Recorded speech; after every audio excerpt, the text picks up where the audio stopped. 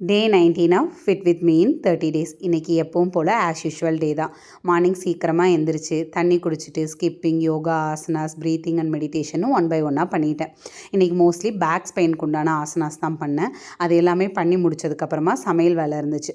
அந்த சமையல் வேலை எல்லாத்தையுமே முடிச்சாச்சு. மோஸ்ட்லி என்னோடய டே மார்னிங் ஏர்லியராக ஸ்டார்ட் ஆனால் ஈவினிங் வரைக்கும் பேக் டு பேக் ஒர்க் இருந்துக்கிட்டே இருக்குங்கிறதுனால மீல் ப்ரிப்ரேஷன் என்ன சமைக்க போகிறோங்கிறது எல்லாத்தையும் முதல் நாளே நான் பிளான் பண்ணி வச்சுக்குவேன்.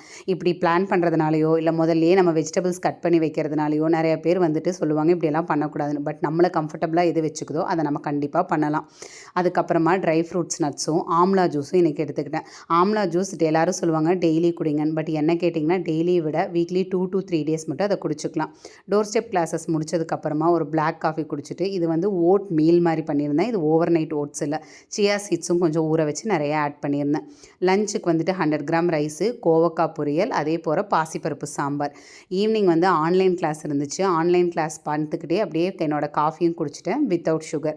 நைட்டுக்கு வந்துட்டு அவங்களுக்கு எல்லாத்துக்கும் சாண்ட்விச் பண்ணேன். அந்த சாண்ட்விச்சோட ஸ்டஃபிங் மட்டும் ஒரு 200 கிராம்ஸ் கேபேஜ், கேரட், பீன்ஸ் பொரியல் போட்டு அது கூட ஒரே ஒரு ஸ்லைஸ் ப்ரெட்டில் சீஸ் போட்டு இன்றைக்கி டேவை முடிச்சிட்டேன்.